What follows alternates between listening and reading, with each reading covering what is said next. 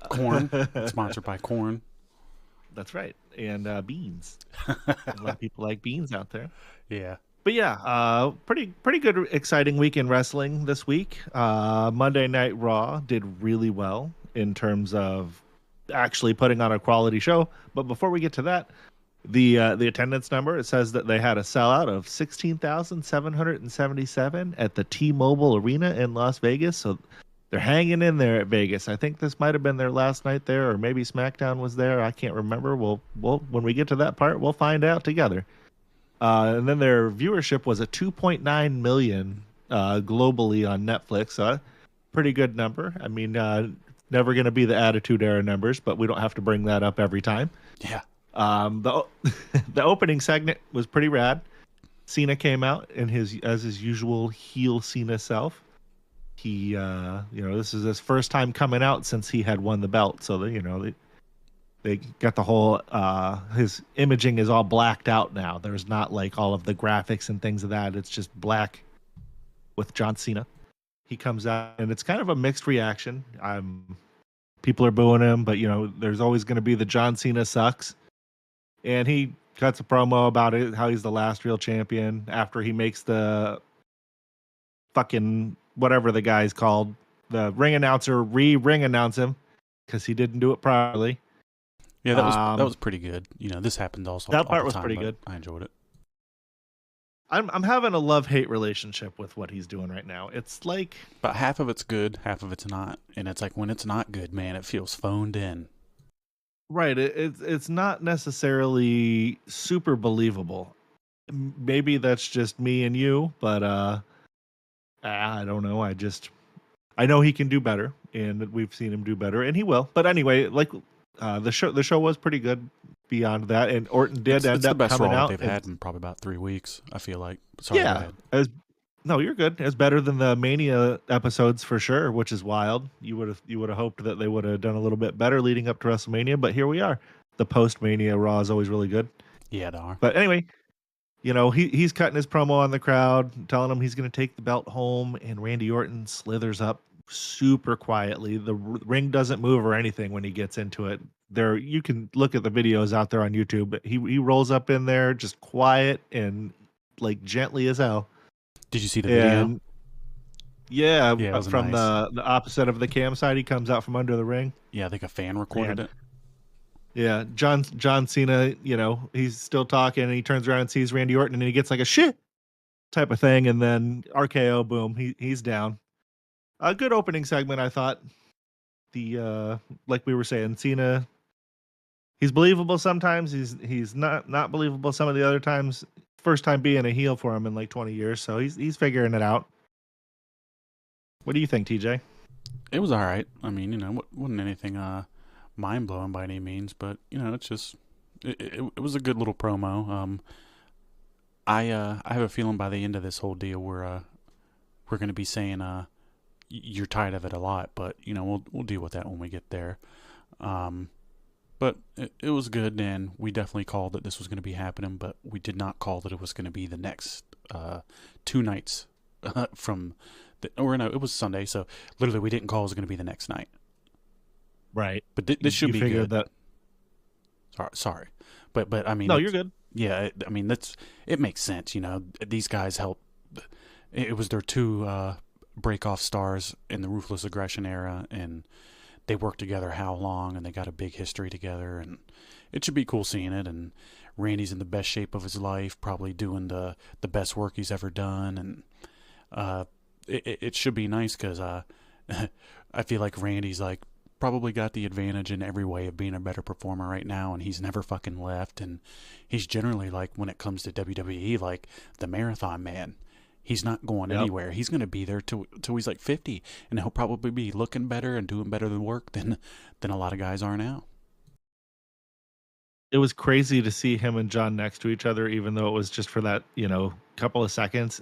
He's quite a bit bigger than John Cena. Like, he'd always been taller than him, but physically, like muscle wise, he's bigger than him now. Well, he used to just be like pretty lean, like not to say that he wasn't like built or anything, but he's got the whole deal going on now, man. He's fucking jacked, big, tall guy. If you ran into him in person, these guys look smaller on TV than they really are. You see them in person, and they're gigantic. I remember seeing like Kane the first time, and it's like, whoa, like that guy could basically do whatever he wanted to you. But go ahead. When everybody's giant on TV, it kind of shrinks the scope of how big that they are, and then when you get them next to regular people, you're like, oh shit, that. Unless it's like a lot of the AEW guys, I feel like we could. X-Pac looked like a midget back in the day, and then you see him in person, and you're like, oh man, he's a pretty good size. His arms are big. It's just kind of deceiving. Exactly. He would make some of the guys in AEW look small now, I think. Yeah, but you say that about anybody back then, except Spike Dudley. Gilbert. Yeah, I don't know. He might be bigger than a lot of the guys over there. Yeah, maybe. But probably Adam Cole. But anyway, the first match of the night was Liv Morgan and Raquel Rodriguez against Becky Lynch and Lyra Valkyria. Kind of a weird mishmash of the two. I'm not sure why they opted to go with them as the team, but I guess we'll kind of figure out when we get to the end of the match why. But before then, I didn't really. It was kind of just like, oh, okay, this feels ham-fisted together. Liv Morgan and Raquel Rodriguez are doing pretty good work right now. Liv Morgan is super over. Everybody loves her. Raquel Rodriguez is, a good. I keep seeing the memes online comparing them to Shawn Michaels and Diesel back in the day. Liv is Shawn and Raquel is Diesel, and it's like that works. Obviously they're not Shawn Michaels and Kevin Nash, but they're doing good work. I don't know. Lyra is pretty over on the roster that does better work than them. I don't think it exists. No, yeah. Well, that was a couple weeks back. They had that really good tag team match that we had saw on Raw that you and I both were pretty impressed with. So they're doing good work. Yeah, for sure. Ultimately, Becky and Lyra ended up losing the match. It wasn't like a great match. It was there wasn't anything that stuck out to me about it that I need to sit here and go over. What was it, a one-night title reign? Yeah. So basically what was going on here, and there's a lot of speculation and dirt sheet bullshit here, but they've been trying to get Becky to come back for a while, right? And I don't think she's liked any of their ideas. That's, what's been reported. So from what people were saying, this is her idea, and I guess that they just kind of tossed this whole thing together. Bayley got fucked out of her deal so Becky could come back and then win the belts in a feel-good WrestleMania moment. So she got her moment. That's what'll be remembered when they show the footage. Her's a triumphant return face, right? So that she got that moment. Winning the titles too, so that'll pad her whole deal again. And then she lost to them the next night to set up the heel turn so she can do some heel work. So she wanted, it's easier to be the fucking heel, right? It's and you're cooler, more fun, and people were cheering the heels. They have been forever. So it's I could see why it makes sense for her this to be her idea and her to want to do this whole thing. But when it's all rushed together, mashed up like this, and it just seems like this wasn't really in the plans. It just the whole thing just kind of stinks and reeks just tossed together bullshit. And I'm sure they'll have a way to make it better down the road. But just for now, it is what it is. The match was what it was, and it's kind of what you would expect, and nothing too crazy. And it's Liv Morgan's just so good that she's always going to have some kind of belt on her, and makes sense. Right? I mean, her at least having that, but her and Raquel Rodriguez are a good team. I like the big little dynamic they got going on, and they definitely do good shit, and they both look pretty good, and they're I don't know. I already said it before. They're good. We can move on to the next one if you want. Yep.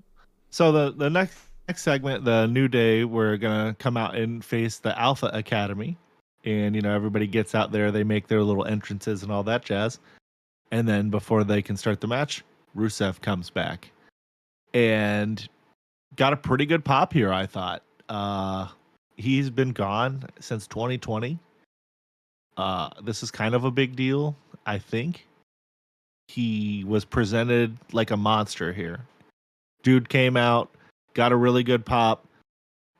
New Day kind of heel escaped out of the ring while Rusev came down and, destroyed the Alpha Academy guys. Yeah, it's pretty cool to see Rusev back, man. Yeah.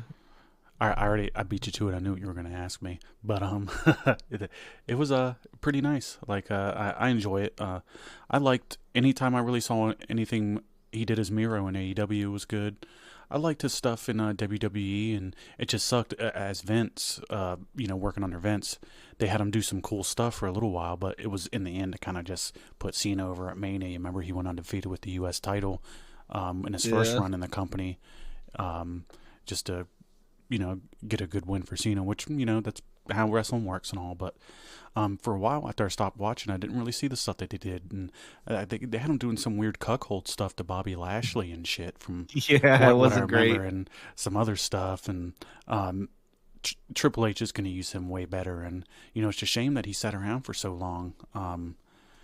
In AEW, they had him do the TNT Championship stuff, and remember he was the best man with Kip Sabian, and then he was fearful of God, and then his neck was apparently his weak point, and I don't know, it was strange. And they had him into doing the video game stuff with Kip when they had him doing his stuff, and Lana actually showed up in AEW with him for a little bit. I don't know if you remember all this, but they had him do a lot of stuff over there, and then he just disappeared. And like a lot of guys, they just didn't use him, and now he's just back in WWE. I'm looking forward to it. Another example of obviously it's just one night, but dudes coming back and being more over than what they were when they left, or what they were at the other company. I mean, why wouldn't they be? That it's nice to see the guys that could do more have the opportunity to do that. Yeah, good stuff. Maybe it's kind of a "how can you miss me if you're not gone" type of deal, too. Yeah, for sure. Outside out. The next segment was they had like a little backstage deal. Everybody's celebrating with Dominic Mysterio about his Intercontinental title win. I can take or leave a lot of these backstage segments. They do a little bit to further some stories. Like, this one, everybody's happy and they've got a belt, and Balor and Carlito don't. And, Carlito's telling Balor they'll fix everybody in the group not having a belt. And then Balor's just kind of eyeballing the Intercontinental. We all know that Balor's going to turn on them at some point. Him and Dom are going to have some kind of feud. At least it seems like. I don't know. I think they might screw him over, actually, so they can get sympathy on him, and then he'll be a baby face. Because, how does it beat him if they're not going to turn faces? I don't think. So, they're going to get somebody else in their group. They've been talking about it for a while. So at some point, somebody is joining them. I just feel like the only way that they're going to come out of this and have them get the heat, and he gets a sympathy.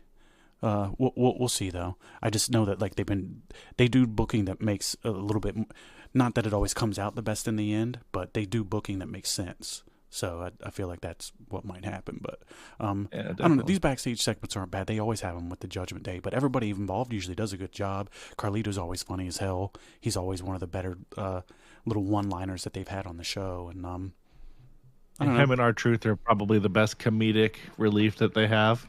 Yeah, but I mean, it was more the same of what you've seen, and should be cool seeing where they go with them. It'll be good. Everybody involved's good. Yeah. Go ahead and move on. Moving on from that, we had the next thing was Io Sky came out to address the crowd. She had won at WrestleMania. She actually had a pretty good match. I thought that one of the better triple threat matches in recent history. All three of those gals put on a hell of a show. Uncle Dave gave it 5 stars. Did you see that? Wow. No, I didn't. That's pretty crazy. I think it's the first women's match in WWE history to have that match, or to get that. So it's good for them, I guess. Well, for whatever that means to anybody. I don't know that it was 5 stars to me, but it was definitely a great performance from all three women. But anyway, she came out there and she cut her little promo, and she pointed at herself, and she's super over. Everybody loves her.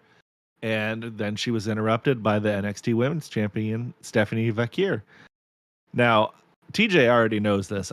Yeah, I've been watching a lot of NXT, and I really like Stephanie Vakir, Roxanne Perez. What they're doing is really good stuff. So this was cool for me to see her come out on the main roster. And they did a little bit of promos back and forth in broken English. Both of them could use a little bit of work in their English, but that's okay. They're getting there. You get better every week at it. That was part of why Stephanie chose to go to NXT first, as opposed to signing with AEW, because she wanted to become more well-rounded performer, and I think she's doing that. And then they had a match, and as great as both of them are, it was kind of clunky for the first minute or two. I don't know that these gals had wrestled each other before, so there was that little bit of a feeling out process. But overall, I felt like they had a really good match together. Sorry about that. Yeah, I do too. I was typing, but Stephanie's a star. Like, WWE is going to have the best women's roster ever here in the world. Yeah, here in like 6 months to a year. Like, they already do, but it's like nothing's going to ever have come close to it, what it's going to be. They're going to have the old vets. They're going to have the new stars. They're all going to be very talented. It's pretty good stuff. I'm not too crazy about a lot of the women in women's wrestling, but there are definitely a lot of talented ones these days compared to like 3 years ago, 5 years ago. The future is looking very bright for the women's division right now for the next few years at a minimum. Yeah, it's going to be some good shit, man, and she's going to be one of the best ones. She can talk, even with her accent and everything she's got going. Her presence and the way that she speaks, commands like confidence and like badassery, all that stuff. And she has the aura, as the kids say. Yeah, it's going to be some good stuff, man. And her entrance really cool. I'm a sucker for the dark stuff, so I love her entrance. I love her gear.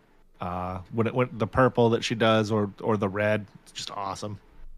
Yeah, they got like some of the chicks that just came in, like the Jordan Grace or whatever from TNA, and I'm not sure if that's her name. Talent. Yeah, but like that's her. A lot of those chicks that are hanging out there that maybe aren't so good are going to find that they don't have much TV time.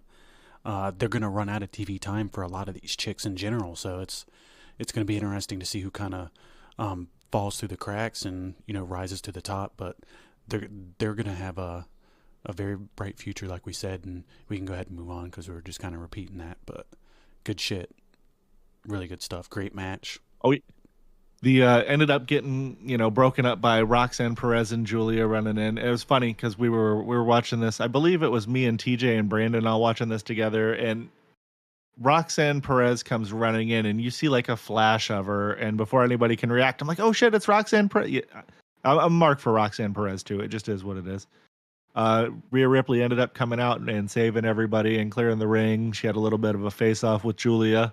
It's the two kind of alt girls, the current generation one and then the upcoming alt girl had a little face off. Reminds me of AJ Lee a little bit. Yeah, maybe a little bit of a tease of things to come someday down the road. Who knows? They always do a good job of setting things up. Like, let's just put these two people in the ring together and see how the crowd reacts. That's a good way to feel if there's something there. And they got a pretty positive reaction, I thought.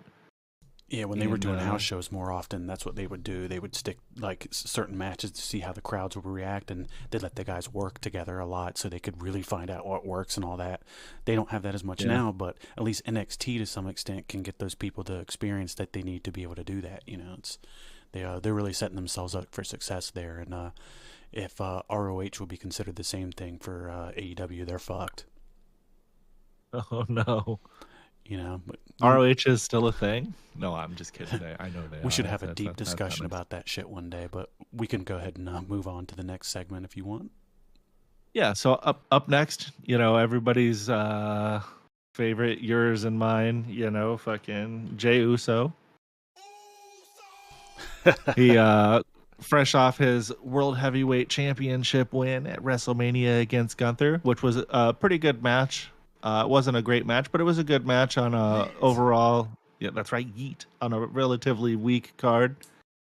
He comes out. He does his entrance. He's super over. He's out there. He's yeeting with some little kid in the aisleway. Everybody's losing their minds. You know, everybody's having a great time. Life, man. Yeah. He singles them out. So someday we'll be watching wrestling in the future, and there'll be some kid. Yeah, that was that kid. That is now a wrestler that is like, yeah, you know, that's when I knew for sure I was going to be a wrestler, when I got to yeet in the aisleway with Jey Uso. So, you know, that kind of shit is cool. You love to see that. He gets to the ring. Everybody's still losing their mind. You know, they're yelling yeet. They're cheering for him. They're chanting "You tapped out," or "He tapped out" for Gunther. But he goes to talk, won't even let him talk. Everybody's still losing their mind. They want him to get up there one more time. So they hit him with the one more time. His entrance music starts over, and they're just yeeting out of their minds.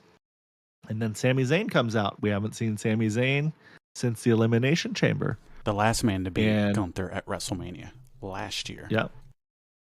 And, you know, Jey Uso kind of has a look on his face like, you know, he's a little surprised that Sami Zayn's out there. Obviously, for kayfabe reasons, he didn't know that he was there, but he knew he was there. The whole arena starts just losing their minds for Sami. They're chanting Sami Uso at him. Sami is pretty emotional about it. You know, he's having a good time. Well, they were the two breakout guys from the bloodline. You know, obviously everybody came out of that looking like $1 million. Yeah. And not to say that Reigns wasn't either, but he was kind of already, you know, set up. But, you know, Sami and Jey came out like $1 million after that whole deal. Yeah. So, you know, after they finished kind of jerking each other off a little bit, Sami told him that he wanted to tell him face to face that he was proud of him. And, you know, but before that, it was kind of looking like, you know, where's this going? You know, what exactly is going on here? Everybody knew that they were going to be being homies, though. And then they hit the music again, and then they're up there yeeting some more. And then Big Jimmy Uso comes out. He comes out, and he's doing the celebration with him. They're all yeeting, posing on the stage. And, I mean, that's pretty much what it was for that segment. Just a regular old championship celebration with the homies, I would say. What'd you think of this, TJ? We've seen it 1 million times, especially the night after WrestleMania. It's always a new champ, usually. Good stuff. Yep.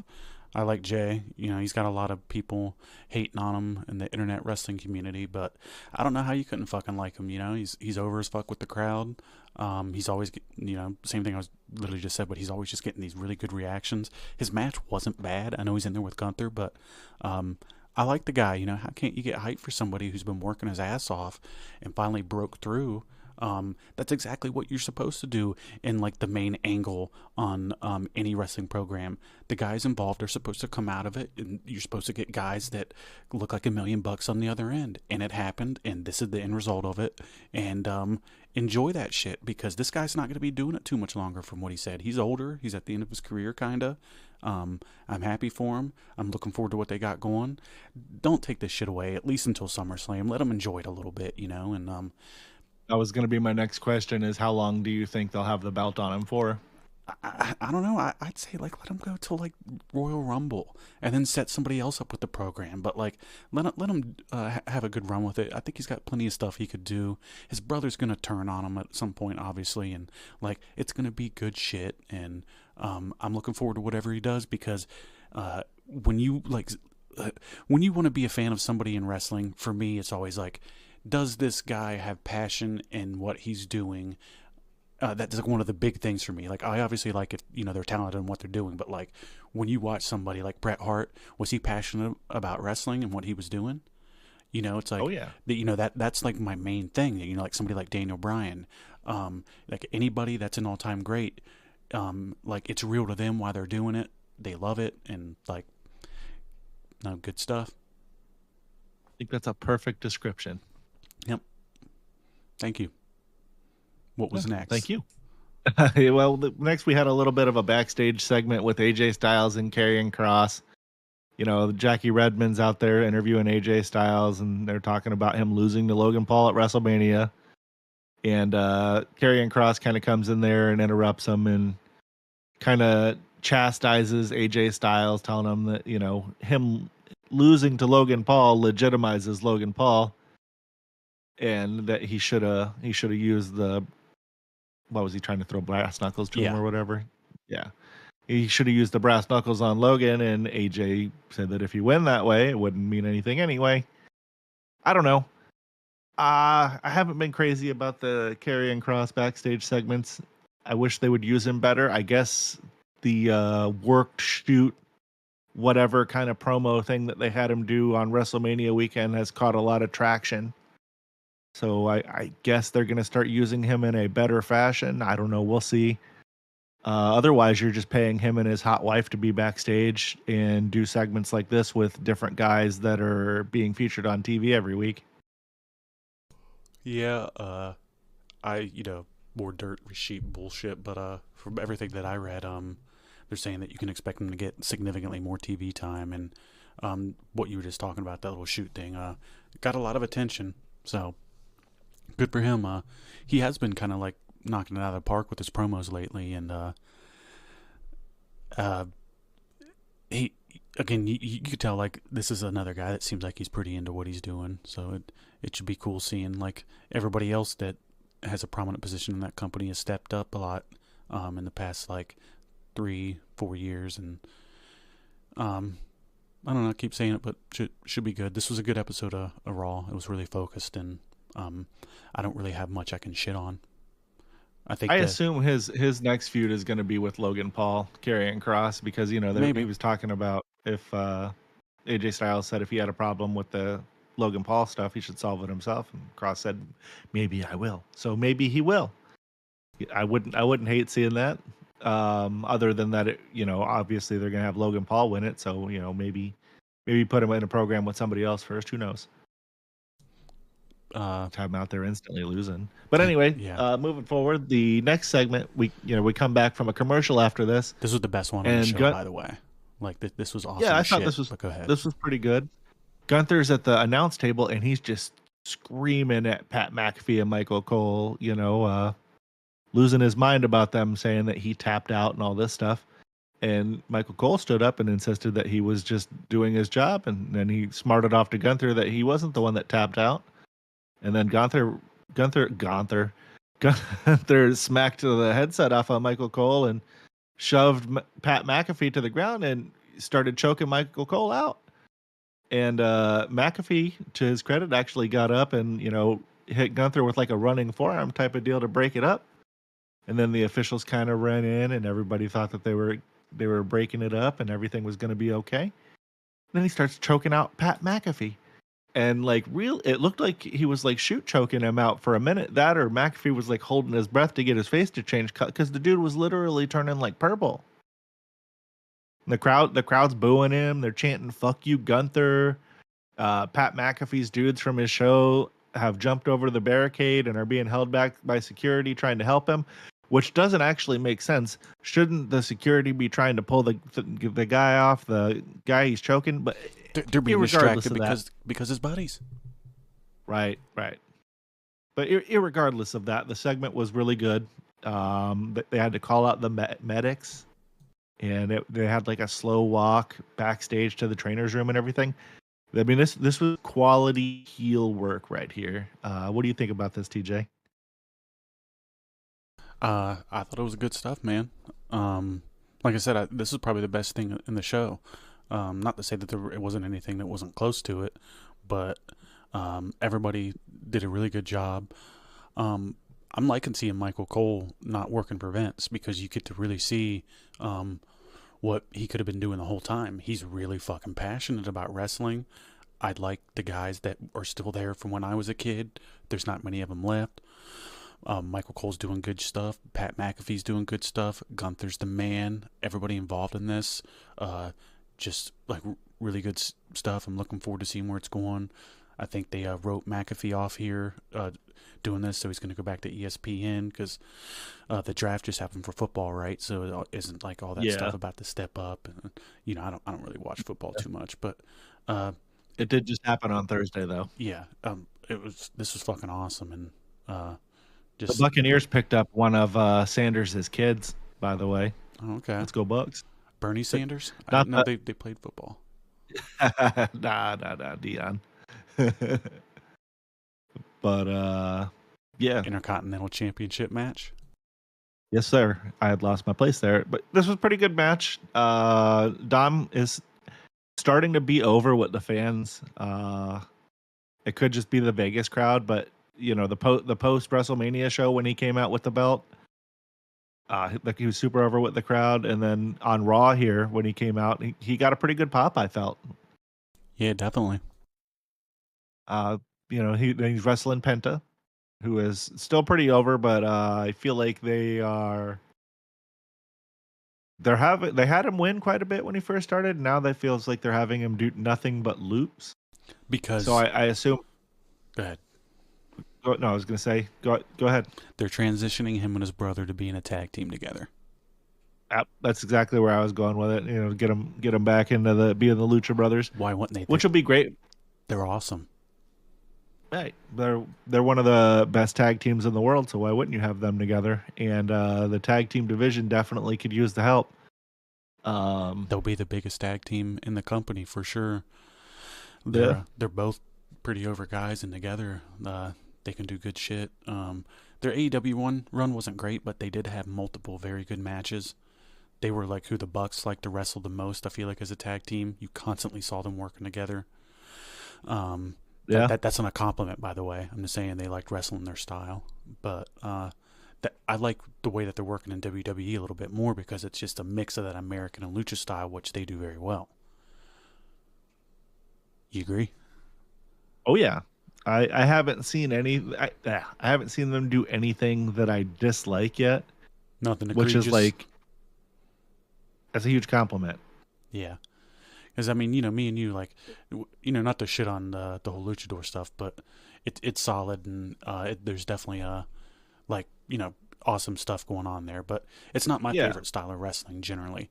But no. I do like when somebody can kind of mix it in with more of an American style, and you get the best of both worlds. And these guys do that pretty well. Alberto Del Rio did it to a way crappier extent. Ray was decent at it, but he didn't have the style. We were pretty lucky that we got to cut our teeth with luchador style, in the 90s WCW era. I mean, they had a stacked roster of guys that would come in from Mexico or Japan. Yeah, the chairman of WCW. Yeah. At some point, we'll do something about La Parca. He was one of my favorite luchadors. That guy was rad. Yeah, he was. I think they just brought him back. Somebody else is playing him.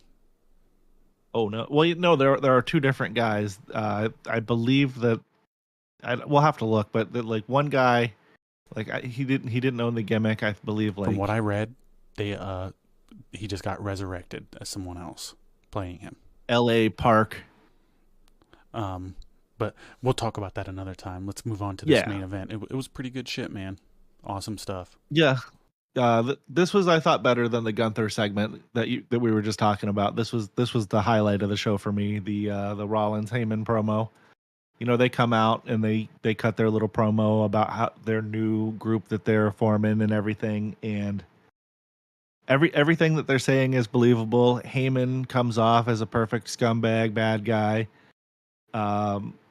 Rollins is a great heel. Then while they're out there cutting their promos, of course, CM Punk is going to come out and he starts brawling with Rollins. And, because he likes to get his attention turned other places, like to Paul Heyman, boom, got taken out. Roman Reigns comes out, spears Seth Rollins. They're doing the thing. And boom, Braun Breaker comes out and they starts attacking Reigns. They take them all out. They leave Punk and Rollins laying, and you're ending the night with Seth Rollins, Paul Heyman, and Braun Breaker all together. And this is going to be big shit in the industry. Breaker is a huge star on the rise. He's not even made it to the level of fame that he's going to most assuredly make it to. And this group is going to be one of the catalysts for launching him to the next level. When he lost at WrestleMania, TJ and I said, usually when they have dudes lose the IC belt like this, it's because they're elevating them into a more main event program. And then the next day they're literally elevating him into a more main event program, just like we had said. What did you think about all this, TJ? I mean, I'm going to say the same shit that you just said for the most part. But now here's the thing that I was going to add to it, though, is I wonder if this whole thing was put together to be the thing that puts him over, to get him to be the top guy, because that's the goal. Like, Roman Reigns is about to not be the guy. Cody Rhodes is about to not be the guy. This is going to be the guy. Like, we've been calling this for, like, the past 2 years. Like, this is going to be who they're going to move on with. Which it makes all the sense in the world. The guy's a fucking star. It's really cool that they're moving him up. I'm sure he's going to have the World Heavyweight Championship, and he's probably going to be who's going to take it from Jay. I've said that a couple times on this show already, right? I think so, yeah. But yeah. I think last show, in fact. I wonder if they're going to get somebody else to work with these guys. Like maybe they're going to get a... if you don't count Paul Heyman as like one of the wrestlers, then the third guy they might have. And if it's like the right guy, this might be like one of the all-time great trios in a while. Yeah, traditionally these factions do consist of 3 actual wrestlers. So it'll be... I don't even know who they would pick at this point. Me either. I'm sure whoever it is, it will be entertaining and make sense. Be funny if it was Wardlow. He's coming over at some point. The dude has the look and the tools. I don't know if it wouldn't be impactful. I'm just saying it'd be funny if it would be.